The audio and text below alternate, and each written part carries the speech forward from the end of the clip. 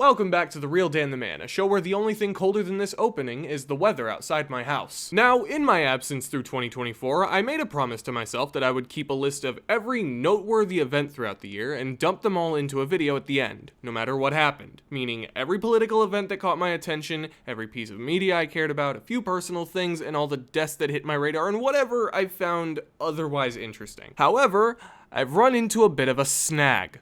You see, 2024 was dog shit, start to end, for everyone, everywhere, all at once. But I'm still determined to make this video, and to be optimistic about it. If the first half of this decade has taught me anything, it's that we need to change our outlook on every new year from, this year is gonna be my year, to more of a, this year is gonna happen no matter what I say, so I might as well lube up. That is to say, I've learned to take the really heavy stuff in stride. Like, yes, the world is on fire. Where has tiptoeing around that gotten us so far? I don't feel like it. So, a content warning is on the screen right now for subject matter. And aside from going month by month, I'm not gonna pay too much attention to chronological order, because if I do, the video will look like Pal World, Palestinian genocide, Matt Pat retired, Boeing whistleblower, Jojo Siwa goth makeup, political assassination. All good? Alright, let's start with January.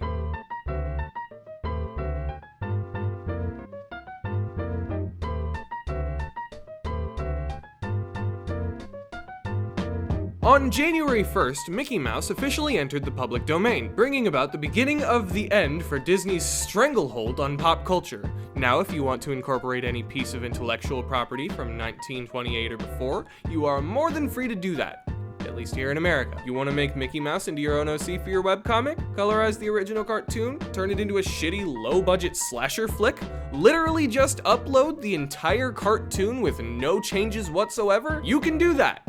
Michael Rhett belongs to us all now. In other media news, January saw the release of Poppy Playtime Chapter 3 and Pal World, which from what I can tell were both pretty good. I wouldn't know. I was busy. Pal World is like Pokemon, except instead of Pokemon, it's Ark, and they all have guns. Poppy Playtime is an indie horror game about dead children. In February, the only noteworthy thing I took the time to write down, aside from a more heavy one we'll get into later, was the Wonka experience. You see, 2024 had a problem.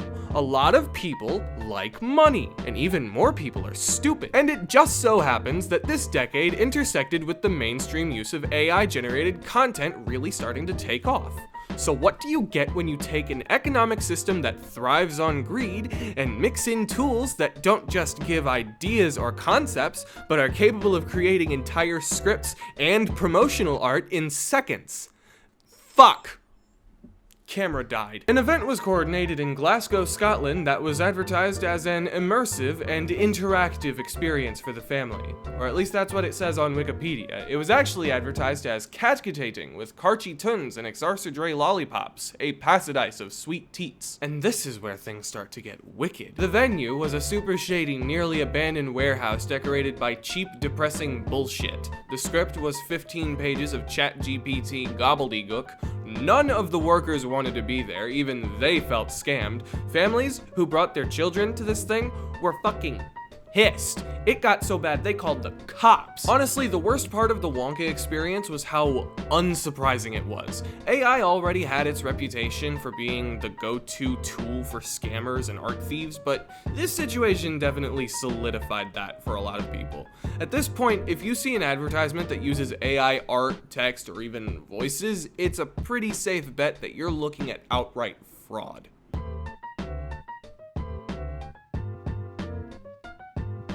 March brought about Matt Pat's retirement, which had been announced in January and the whole internet had 2 months to mentally prepare for.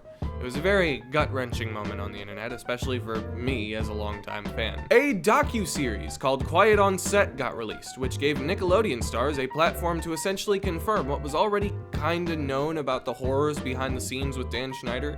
It also seems to have outed Brian Peck as a demon. Either way, I'm just glad people are okay with Drake Bell again. I always liked that guy. The Francis Scott Key Bridge in Baltimore got hit by a boat and fucking collapsed, killing 6 people and affecting 8,000 jobs. Not exactly a highlight, but definitely noteworthy. Also a noteworthy but ultimately terrifying bit of news for this month, a Boeing whistleblower was found dead days before he was supposed to testify against them in court. It was ruled as a suicide. The victim was quoted beforehand saying, "If anything happens, it's not suicide." I give March a 3 out of 10. I lived in a tent for a week.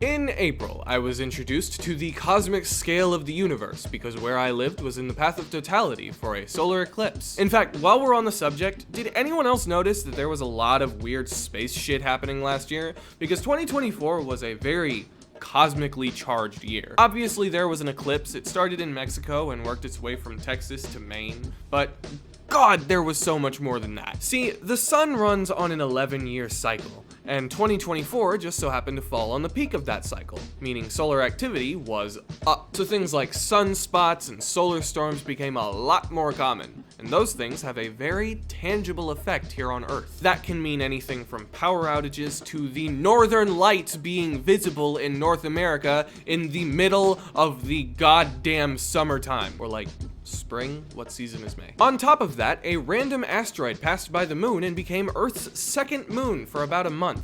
Granted, it wasn't visible with the naked eye, but it could be seen with most telescopes. Somewhere in the middle of these three instances, I realized that God is toying with us. Going back to just things that happened in April, Caroline Konsnar made a return to YouTube by faking a pregnancy for a social experiment about parasocial relationships.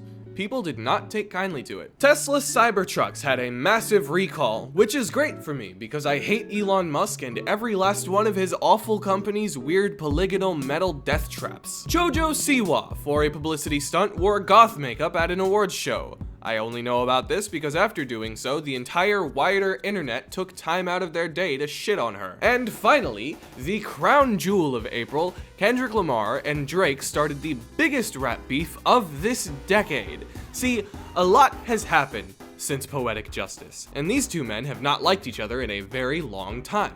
But this specific feud starts with a collab between Drake and J. Cole, where Cole used the phrase Big Three to refer to himself, Drake, and Kendrick as the three greatest rappers of this generation. Kendrick did not like that, as expressed on Like That. Jermaine fired back with a diss track on Might Delete Later, which was later deleted. Drake, however, was not that smart. From what I can tell, he responded by doing push-ups on his Instagram story and putting an AI Snoop Dogg filter over his voice for some reason. In short, Drake's response was the classic, "A poem by Patrick Star. I don't give a shit. I will fuck your bitch." And Kendrick's response boiled down to, "Dude, I hate you. I hate everything about you. I hate the way you walk, I hate the way you talk, I hate the way you act like a thug. You're not a thug, you've never been a thug, you'll never be a thug. Nothing about you is hard. In fact, stop saying the N-word. It's cringe when you say it. You're cringe. Stick to singing before I tell these people who you really are, Aubrey." This feud carried over into May when Kendrick dropped 616 in LA. Drake responded in Family Matters. Kendrick then smirked and backed menacingly into the shadows. 20 minutes later, out came Meet the Grams. The next day, he dropped Not Like Us. This time, the back and forth was more like, you beat your wife. You beat your wife and she cheated on you. She doesn't follow you on Instagram, so the baby isn't yours. What the fuck are you yapping about? Let me say the quiet part this time. You are a fucking pedophile. You fuck little girls, bro. You like kids. Your parents should be ashamed of themselves. They raised a horrible fucking person. Here, watch this. OV ho! OV ho! You hear that? Do you hear that? I hate you so much that I made a #1 club banger out of spite just so I could make the whole world dance to me making fun of you.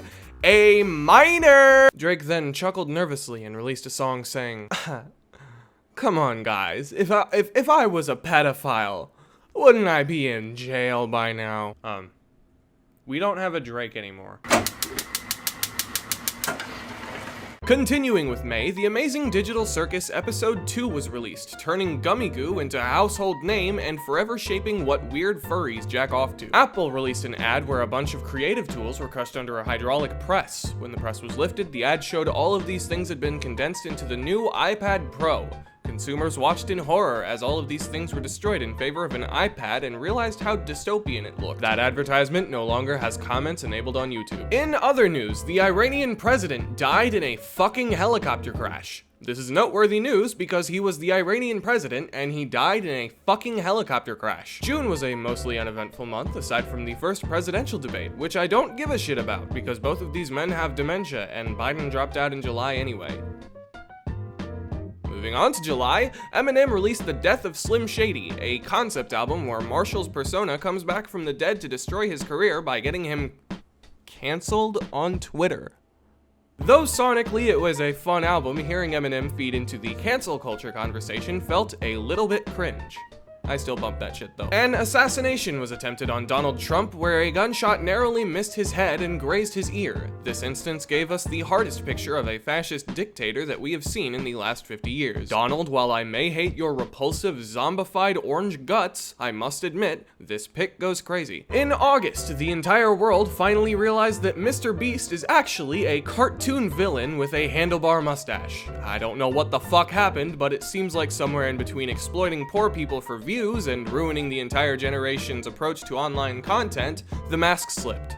Also, apparently the trans one was like jerking off to teenager or something. I don't know. Like I said, I have no idea. I couldn't tell you the latest Mr. Beast news if you held a fucking gun to my head. Google was found guilty of violating antitrust laws by holding an illegal monopoly over internet search results, which is awesome because they absolutely do that. Unfortunately though, I do not foresee this having any actual repercussions on their bottom line. Moving on to September, both the humor and horror of this year truly start to shine through, starting with the release of the first teaser trailer for a Minecraft movie. Warner Bros. Was met with immediate backlash because this movie's art direction is so goddamn ugly that it's difficult to believe it ever got the green light. Nikocado Avocado made his grandiose return to the internet, now a skinny supervillain who is apparently always 2 steps ahead. His claim is now that his entire YouTube journey has been a social experiment about parasocial relationships. Not sure how that explains away the screaming and shitting himself, but whatever floats his boat. September also saw a second presidential debate and a second assassination attempt on Donald Trump. This left the entire world wondering, how the fuck do you idiots miss twice? P. Diddy was finally put in prison as the entertainment industry's worst kept secret was finally fully exposed for all Americans to see. I don't think that piece of shit will ever see the light of day again. At least not with that much fucking baby oil. Nintendo filed a lawsuit against Palworld for copyright infringement. It didn't work, but they did wind up having to change some animation. New footage of the Titan submersible wreckage was released. You remember the Titan submersible, right? The multi-million-dollar vanity project that killed Stockton Rush? We got to see new footage of it, laying there crumpled up at the bottom of the ocean. Very satisfying to get an up-close look at the watery grave of a billionaire. Speaking of vanity projects, Logan Paul, KSI, and Mr. Beast released Lunchly, a new competitor for Lunchables. You see, it's the same thing, but with YouTuber names attached, and mold instead of lead. Clearly, a product that needed to exist. Iman Khalif, an Olympic female boxer, won a fight a little too fast and gave transvestigators a new person to sling shit at. Iman Khalif is, in fact, a cisgender woman. October started strong with Iran firing missiles at Israel. I cannot stress enough, we are living in wartime right now. You understand that, right? Hurricane Milton touched down on the Gulf of Mexico, which is still the Gulf of Mexico, fuck you. It was a Category 5 hurricane and one of the biggest ever. It made a meteorologist cry. In media news for October, we have The Amazing Digital Circus Episode 3, Transformers 1, Tyler the Creator's Chromacopia, and a massive Pokemon leak. Turns out Typhlosion gets down to some nasty shit. In November, Donald Trump was re-elected president, finally destroying my last shred of faith in the American people. This makes him the second president to serve a non-consecutive second term, and the only president in US history who is only capable of winning when his opponent is a woman. A historic piece of lost media was found in November, formerly known as Like the Wind and once called the most mysterious song on the internet. This piece of media was finally revealed to be the song Subways of Your Mind by a German new wave band from the 80s named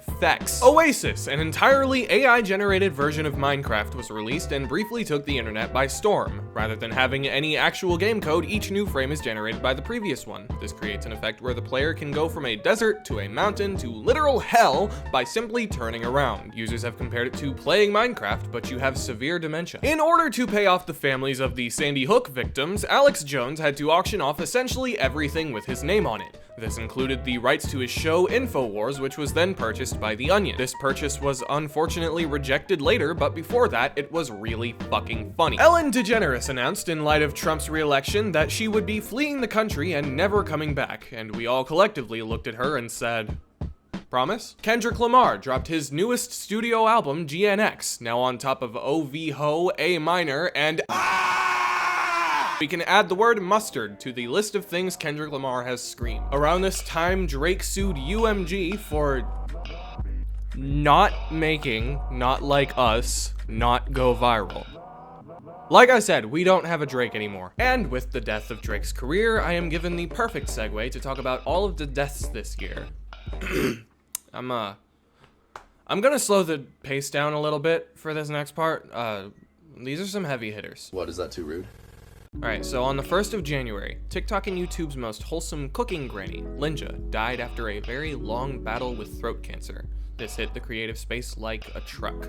Everywhere she went, in any collabs she was a part of, she brought this kind of natural charisma and quirky, youthful humor that was oddly in touch with younger generations for someone in their 60s. Rest in peace, Linja. Snowball and Rally Dolly, two furry ASMR content creators, both tragically took their own lives within a couple days of each other. Snowball, from what I can tell, did it as a result of depression, and Rally did it almost entirely in response to Snowball, because the two of them were very close friends. This hit me very hard personally, because I had actually spoken to Raleigh several times in the past. She was a very sweet person. They both were. And this was a heartbreaking and avoidable set of deaths that I would not even dream of making a joke about. I don't very much like when YouTubers put the whole, guys, please, if you're suffering, reach out to someone, you are so loved thing in their videos, but I will say this. The hotline for that here in the States is 988. And if you're struggling, that number has been put in front of your face right now for a reason. Keep pushing. Everything is temporary. Everything. Aaron Bushnell, the only other thing I wrote down for February. In front of the Embassy of Israel in Washington, D.C., a 25-year-old Air Force serviceman live-streamed setting himself on fire and burning to death while screaming the words "Free Palestine" as a protest to America's support for Israel. A ceasefire has been signed recently, but that really can't undo what's been done, so free Palestine. Other deaths this year include Eminem's mom, Debbie Nelson, Akira Toriyama, James Earl Jones, Rachel Lillis, Maggie Smith, Dragoneer, the owner of Fur Affinity, former President Jimmy Carter, and Liam Payne? The One Direction guy that my sister used to swoon over when we were kids. Oh, that's fucked. That's fucked. Even then, some deaths weren't as sad. O.J. Simpson died last year, which I can't be sad about because he's O.J. Simpson. Bob Breyer, the drummer for My Chemical Romance, was found dead. I was sad about that until I read his tweets. Get fucked. And finally, the award for Death of the Year goes to United Healthcare CEO Brian Thompson, who was shot point blank in broad daylight in New York City. The entire country watched this happen and went, damn, good. Fuck 'em. Finally opening up the conversation about how fucked our healthcare system is in this country. That all went down in December, by the way, and a nationwide manhunt immediately followed for the gunman. Several states away, he was snitched on at a McDonald's for reward money that the snitch will never see because this nation is a joke. That guy's hot, though. That guy is a fucking smoke show. Holy shit. A sex tape leaked that allegedly showed Destiny giving Nick Fuentes a blowjob. Nick Fuentes being a very homophobic alt-right grifter who has made such banger tweets as "Your body, my choice, always." In response to this, he was doxxed all over Twitter, and a woman went to his home to ask about the tweets. He pepper sprayed her and was then arrested. The Hawk Tuah girl found herself at the head of a crypto scam. For anyone watching after that meme has finally breathed its dying breath, Hawk Tuah was born out of one of those obnoxious TikTok street interviews when a girl made a joke about spitting on dick. And because it's the year 2024 and this nation is, once again, a joke, she then got a podcast. But that wasn't enough, so the next step was to take advantage of stupid people for money. Drake's list of ops got released to the internet, proving that it really is too many options. This list has everything from rappers to radio hosts and award shows to sports leagues. Drake is not beating the little bitch allegations. Honey, the online browser extension that was once praised for its ability to save users money by scanning the web for coupon codes with just a few clicks, was revealed to be a scam. As it turns out, Markiplier from 5 years ago was completely right. The way they make their money is, and always has been, extremely shady. Apparently, they do so by overriding affiliate links and stealing the money that was meant to go to other creators. PayPal has since then moved on to a different scam by advertising their browser extension Pi, which is an ad blocker that claims to pay people for watching ads. I wish I was making literally any of this up. Amazon workers went on a strike over Christmas. Good for them, honestly. The final experiment was held, which finally laid to rest the flat The final experiment was held, which finally laid to rest the flat Earth theory, as if that was something that still needed to be disproven in the year 2024. A bunch of flat earthers were brought to Antarctica to experience the 24-hour sun, which under the flat Earth model should have been impossible. This left the flat earthers in absolute shambles as their conspiratorial perception of the universe was shattered in real time. At least until they make up another excuse to keep believing the Earth, much like time and their own cognitive ability, is a flat circle. In media news for December, we have The Amazing Digital Circus Episode 4 and a Harley Quinn comic book themed entirely around farce that came with scratch and sniff pages. A deeply troubling and unserious send-off to a deeply troubling and unserious year. This year feels like it was written by The Onion.